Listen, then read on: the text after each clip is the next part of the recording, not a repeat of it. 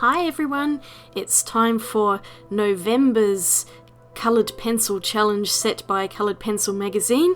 Now, I am going to admit up front that I did not like the reference photo at all. Sorry about that, guys, but yeah, I hate to be negative, but oh my goodness, I put this one off for so long because when I saw the reference photo, I was just going, ugh, I just don't like the colours, and it's actually quite different to what I've ended up with. I've drawn an entire star, but in the reference photo, which I have linked in the description below, you'll see that it's more like 4 partial stars, and yeah, it just did not fill me with confidence or inspiration. And I also was just going, how on earth are you supposed to draw glitter? Because I'm not going to be here, for like 5 years trying to draw it, every single painstaking piece of glitter onto it. So I decided to make 1 star, and I'm going over it with Faber-Castell Polychromos pencils in various shades of ochre. Now, I was really hoping that this month was going to be a colourful one, because last month in October was the pumpkins and the corn, which is actually quite a similar colour palette, and I really loved the pumpkins one. I thought that was a really fun one to do, but I wanted to do something totally different this time, and yeah, I just felt that this one was a bit blah when it came to the colour scheme, so I was pretty haphazard with this one. I did try to shade it a bit, but I am nowhere near trying to copy it exactly.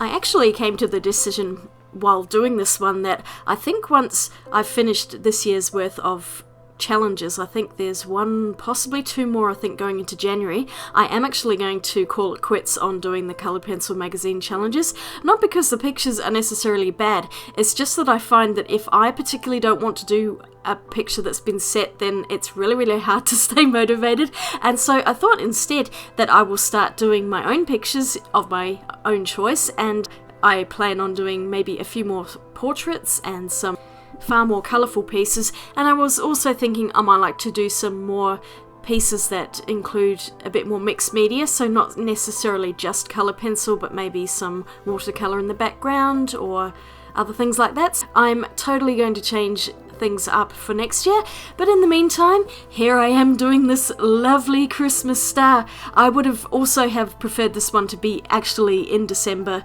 although this one does get judged in December, which is why I think they put it up now. It would have been making more sense to me to be doing this one for next month, but never mind, what do I know? I did it, and that is the main thing. And you'll see in a bit that this goes in a completely different direction to what even I was intending to do to begin with.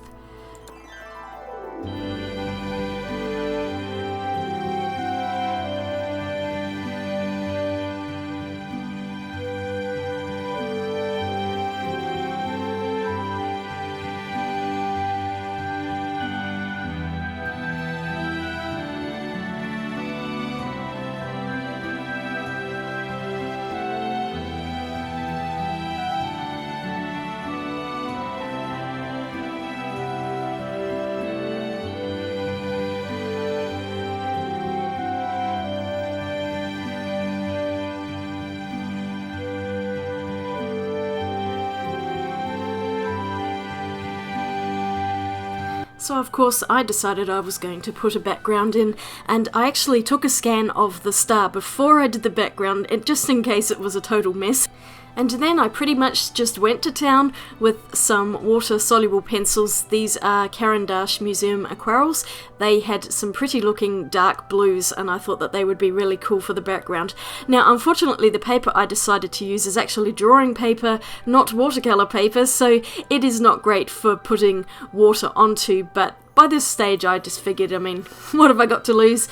I just scribbled in a few different blues onto that background, and it looks like a lovely mess at the moment, but as I'm sure many of you know, that as soon as you add water, it just blends out and looks beautiful. It's so magical, and at this point I was so much happier. I was going, yay, I really love the blue against the ochre colours. I think now that the star had a much darker contrasting background, it really stood out a lot more.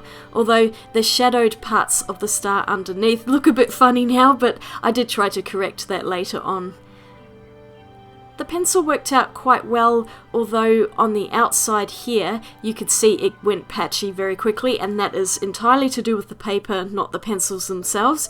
Basically, this paper just wasn't designed for this type of technique, but never mind, I went over it anyway. And what I actually did was I got some of my watercolour paints out and I just did a basic blue glaze over everything just to smooth it out and take away some of the patchiness, although it got to a point where the paper was not going to take any more, and so I just kind of left it as it was.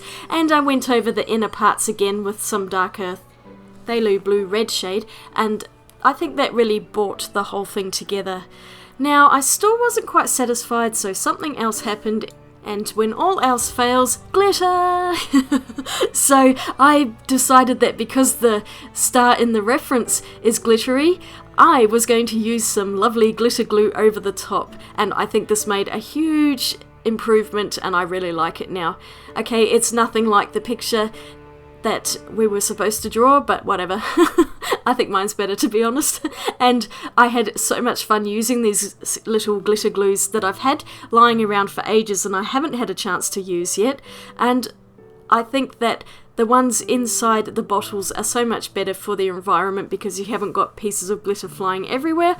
And then here's me just tidying it up. I ended up covering the entire thing with glitter, silver and pearlescent on the background, and here is my finished product. It's a bit sketchy, especially that background, but it's shiny and I am much happier with it than when it was just the plain star on its own. So I hope you enjoyed this one. Thanks for watching and I will swatch you later. Bye!